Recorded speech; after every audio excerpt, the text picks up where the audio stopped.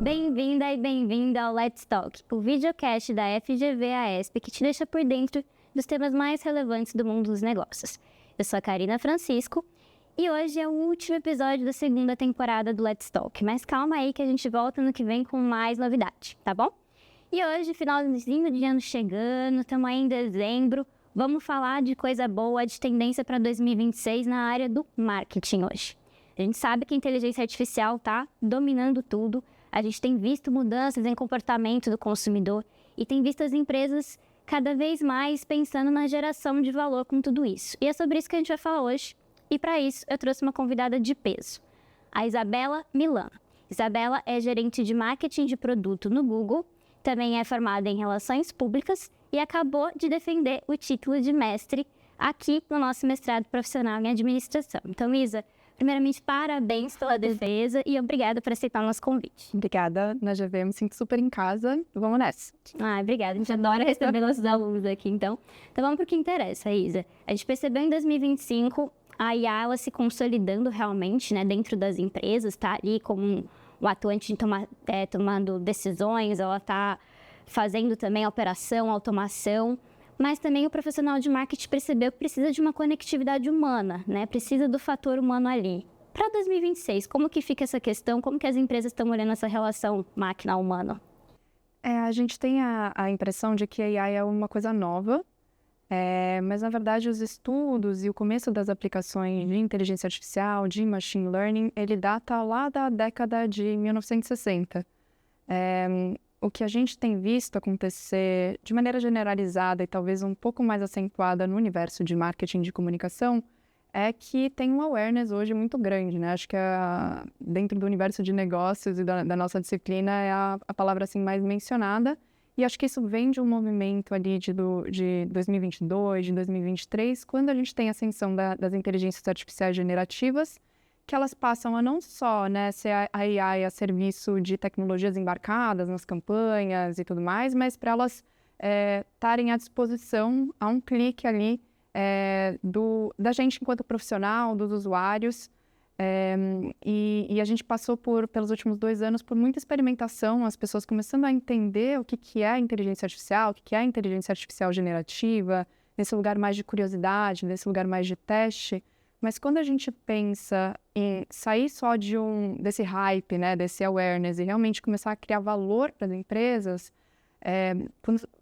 se tratando de uma tecnologia, né, tão disruptiva quanto a AI, com tanto potencial quanto a inteligência artificial, eu acredito que a gente, para 2026, vai começar a ter conversas dentro do universo empresarial e dentro do universo de marketing mais estruturais.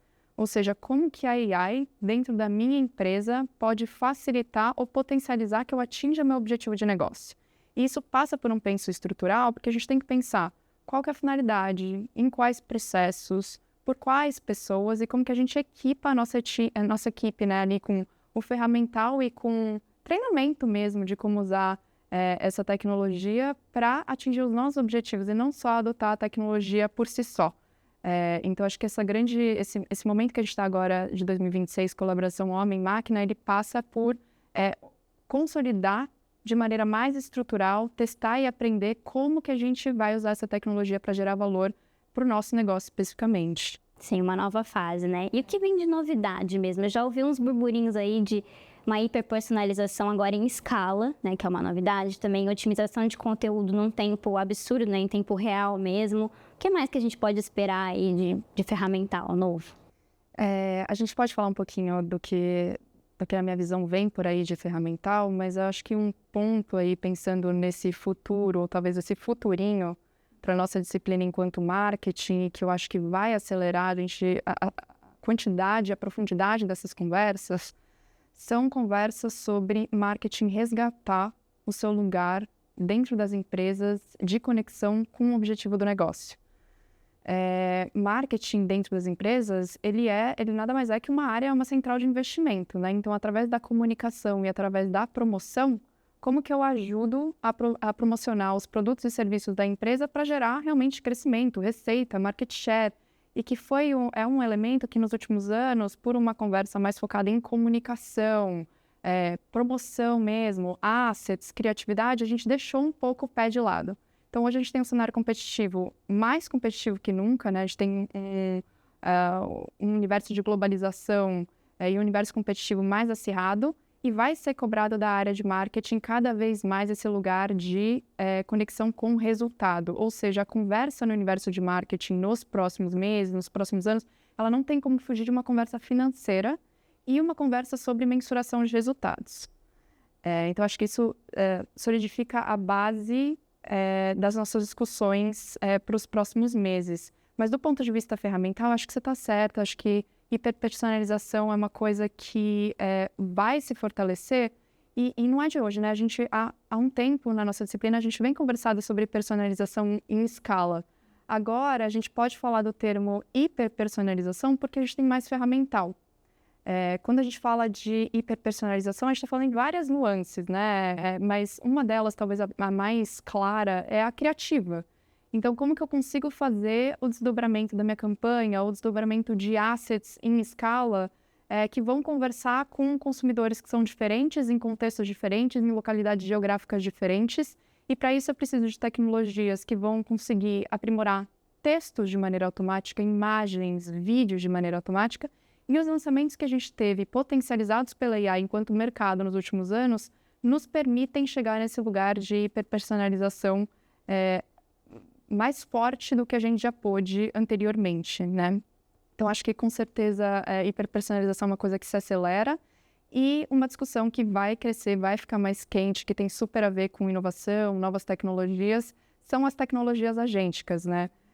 Deixando essa jornada de compra mais bem informada, mais bem assistida, mas principalmente mais automatizada por parte do consumidor, e que deve trazer aí vários questionamentos para a gente quanto mercado em como a gente se adapta e como a gente realmente faz parte dessa história. Sim, o agente é meio que a próxima fase, né? As empresas terem vários agentes para várias funções diferentes, né? Para otimizar tudo, personalizar tudo. Essa é a ideia do agente, né?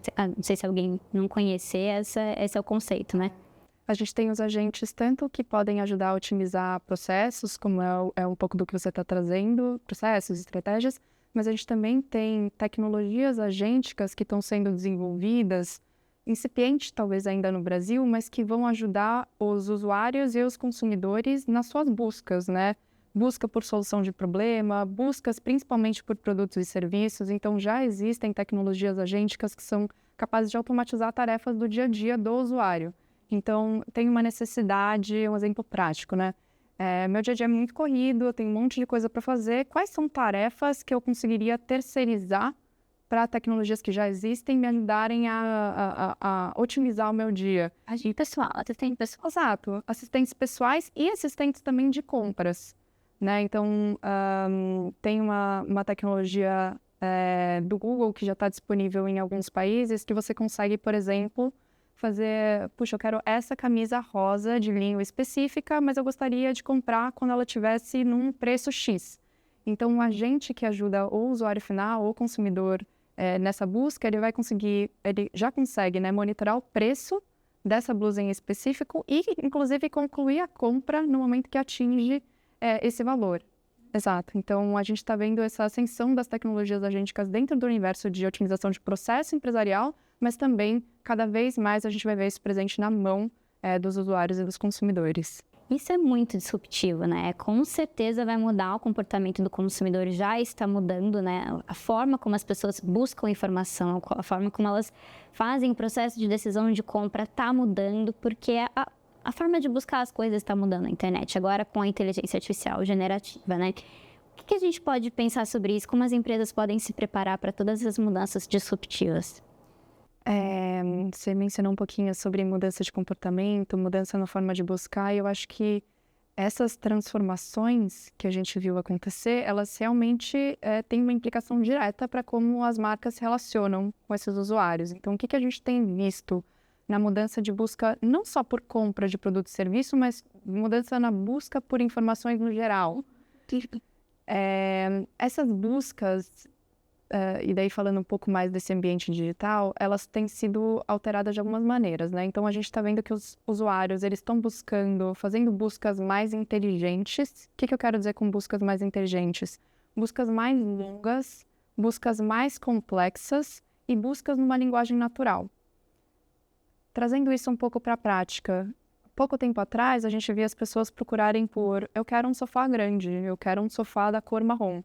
Hoje, as buscas elas estão evoluindo. Então, eu quero um sofá de 4 lugares para minha casa. Eu tenho 2 filhos, eu tenho um cachorro, então o material tem que ser um pouco mais resistente. E eu tenho essa medida de altura e largura para caber nesse espacinho aqui. Inclusive, eu consigo mandar uma fotinho do espaço para pesquisar, né? Então, uma busca mais inteligente, uma busca mais complexa, mais contextualizada e mais bem informada.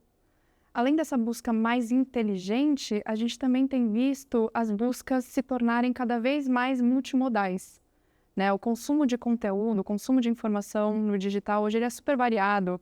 Ele acontece por vídeo, texto, imagem, som. E as buscas, de novo, por produtos, serviços e informações, elas também têm acontecido de maneira multiformata. Então, nos últimos anos, o crescimento de buscas por imagem, de busca por voz, tem acelerado muito, inclusive nas gerações mais jovens, né? A gente chama isso de novas formas de buscar, para além do que a gente conhecia antes na internet, que era essa busca por texto. E essas buscas, a gente estava falando um pouquinho disso anteriormente, essas buscas elas estão se tornando cada vez mais agênticas, né? Então, no momento que eu tenho à minha disposição uma tecnologia que vai me ajudar a fazer um monitoramento de preço e automatizar minha compra, ou que vai me ajudar a entender diferentes hábitos da minha rotina e realizar tarefas para mim, para além de me dar informação, né? Uma postura um pouco mais proativa. Eu também tenho uma mudança importante de comportamento que acaba refletindo uma resposta das plataformas, uma resposta do mercado de entregar tecnologia para viabilizar essa nova forma de buscar mais inteligente, mais bem informada. É quase um prompt agora, né? As pessoas estão se especializando em prompt. Você estava falando, eu pensei que a própria Google, ela é a pioneira nesse buscador por palavras, né? As pessoas começaram lá nos primórdios da internet só com palavras. A gente não sabia buscar de outra forma, né? Pensa que a nova geração, que já é digital, né? Que já é da imagem, já vir com essa ideia e já buscar através de imagem, áudio é incrível, né? A gente sabe que o Brasil é o país que mais usa áudio por WhatsApp, enfim, por mídias, ele é uma preferência do brasileiro, então, com certeza, tudo isso vai ajudar muito, né? A busca, o consumidor a ser cada vez mais assertivo, mais inteligente enfim, todas as suas decisões, né? É incrível. Mas como que é a viabilidade disso, Isa? Como que a empresa pode fazer isso ser real, ser útil para ela? O que ela tem que pensar e buscar? A gente está no meio desse processo, né? Então estamos todos descobrindo, mas acho que alguns imperativos, assim, alguns caminhos que eu acho que o profissional de marketing, de comunicação deve manter em mente para a gente começar a ajustar a nossa operação para esses novos comportamentos, é entender que no momento que o consumidor busca o sofá dessa maneira que a gente conversou, ele não está mais buscando pelo sofá grande, ele não está mais buscando por um produto específico, ele está buscando por uma solução, ele está buscando por uma necessidade.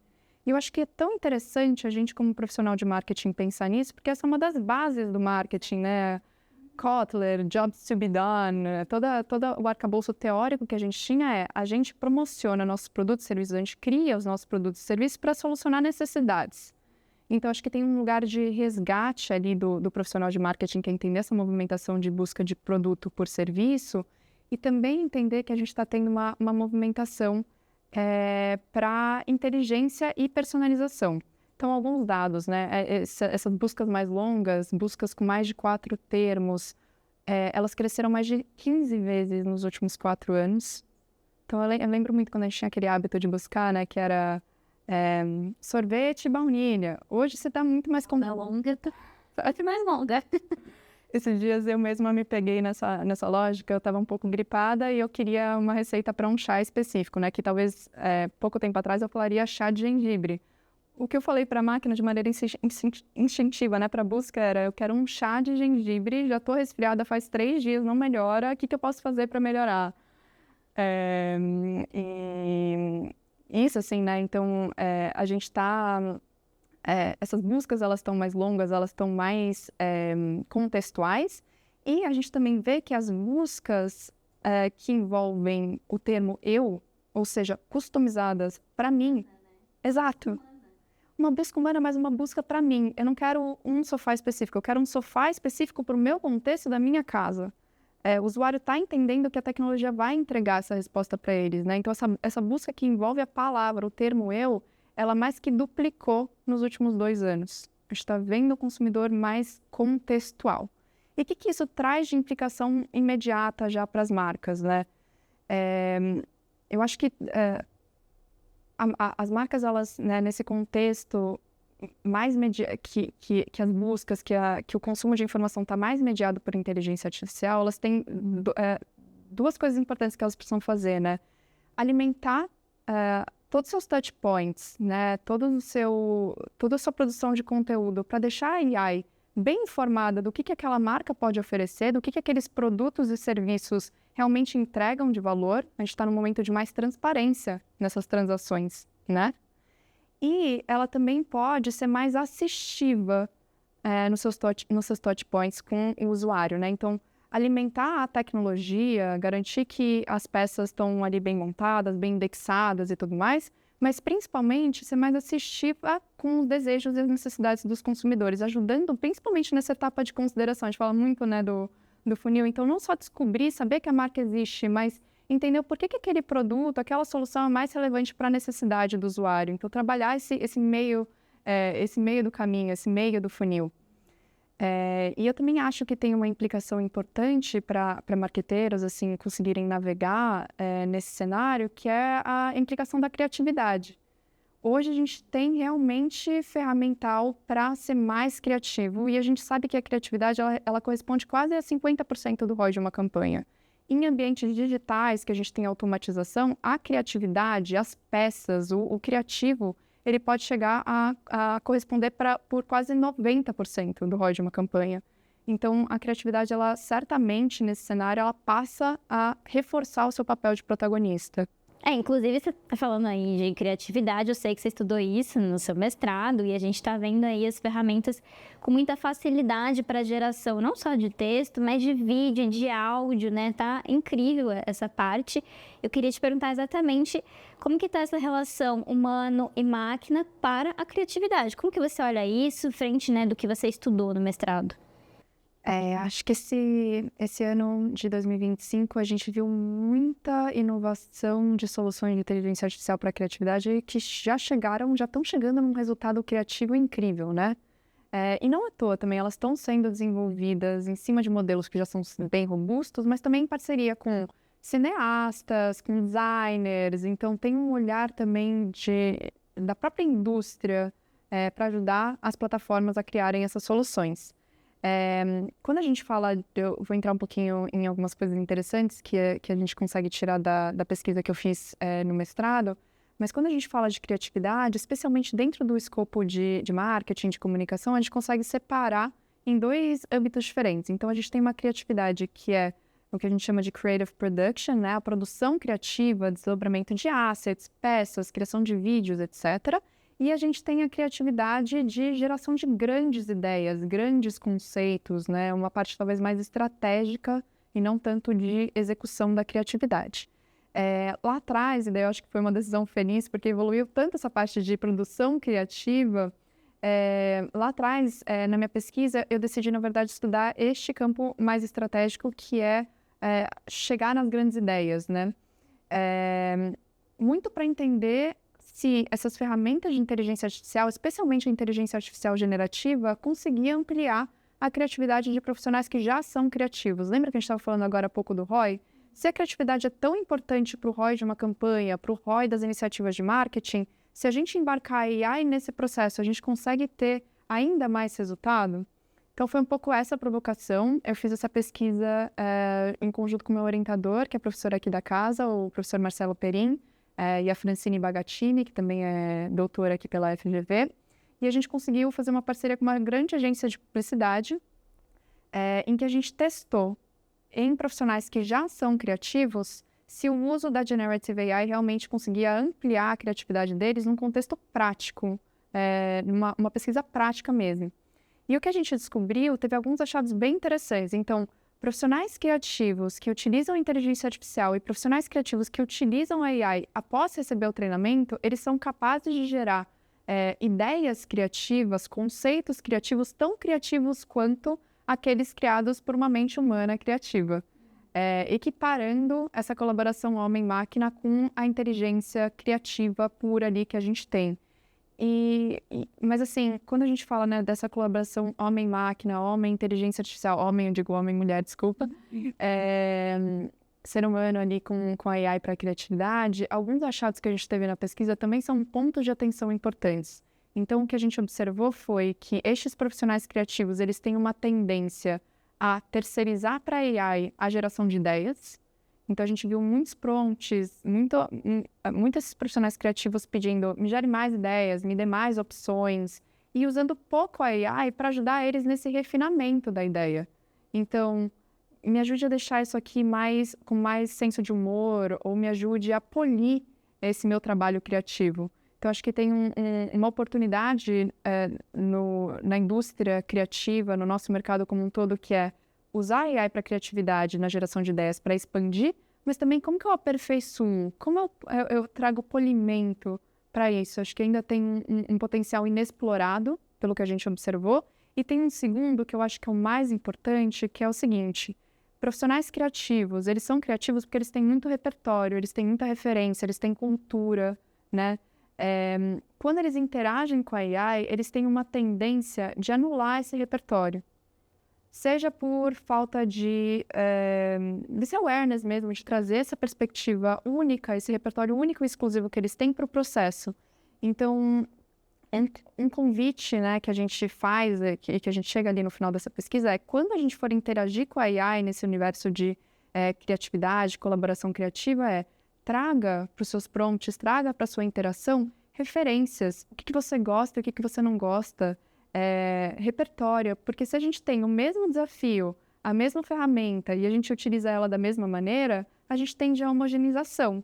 E homogeneização caminha no oposto da criatividade, né? Então, a gente falou um pouquinho no começo da conversa sobre geração de valor. Você gera valor também quando você traz seu repertório único para essa interação.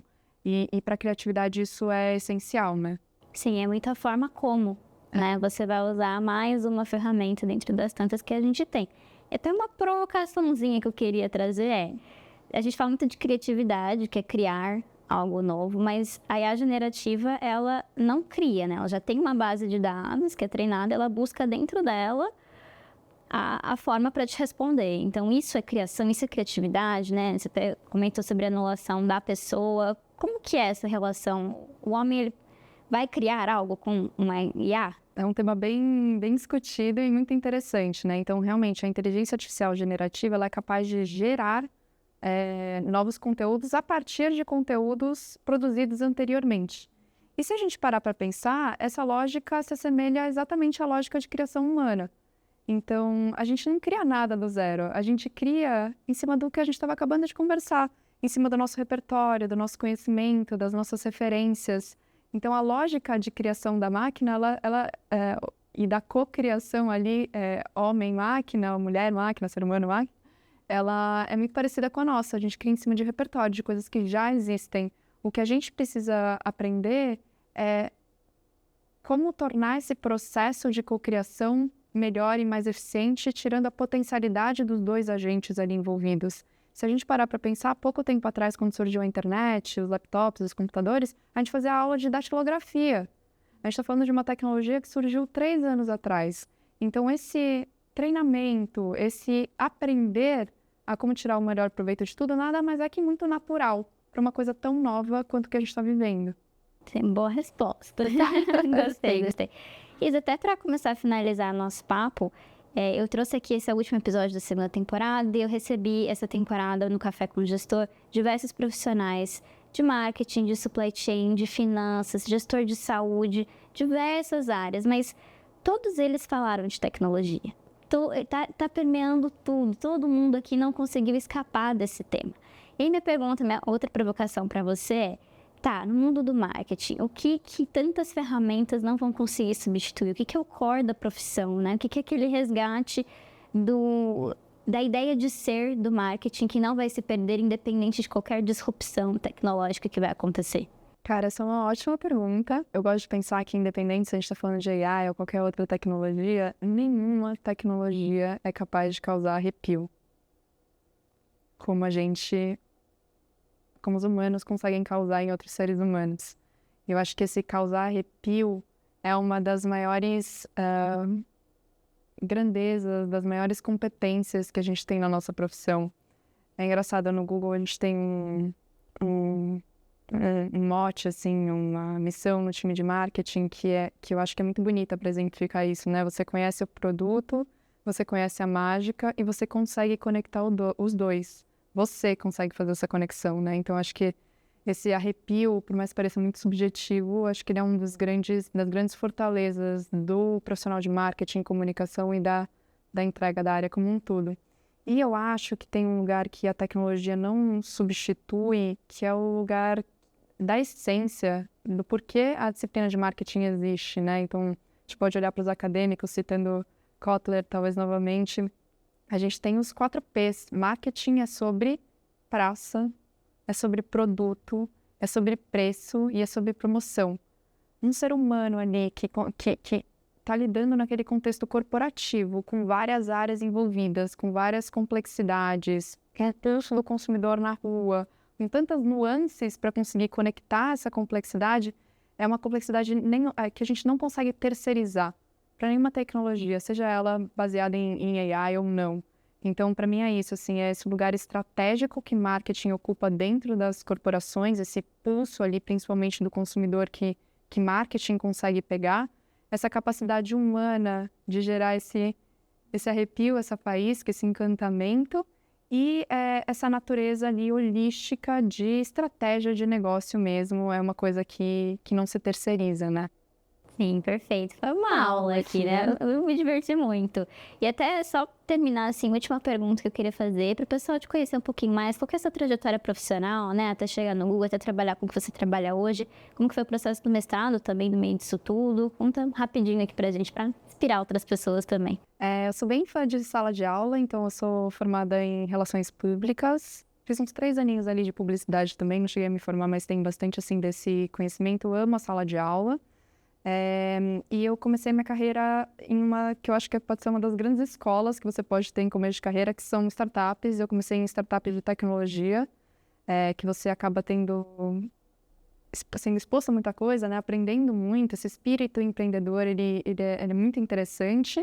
E logo eu fui para o Google, hoje eu estou lá há 8 anos, eu passei por algumas áreas. Hoje eu cuido de marketing para grandes e médios clientes numa perspectiva B2B, né? Então ajudando justamente essas marcas a navegarem nesse momento de transformação, entenderem quais produtos ali estão à disposição para ajudar elas a avançarem nessa maturidade e ajudar a inspirar também o mercado, né? A gente entender juntos, enquanto indústria, para onde a gente vai caminhar.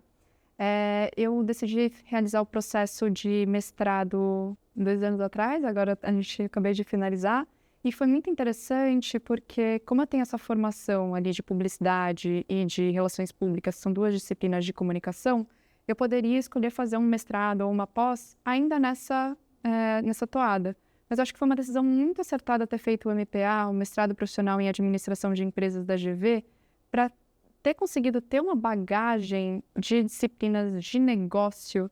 Então, a gente teve aulas de logística, supply chain, recursos humanos, etc., hoje eu sinto que me torna uma marqueteira mais completa, muito na lógica do que a gente estava falando sobre marketing estar conectado com o negócio, e não ser uma disciplina da área de comunicação em si.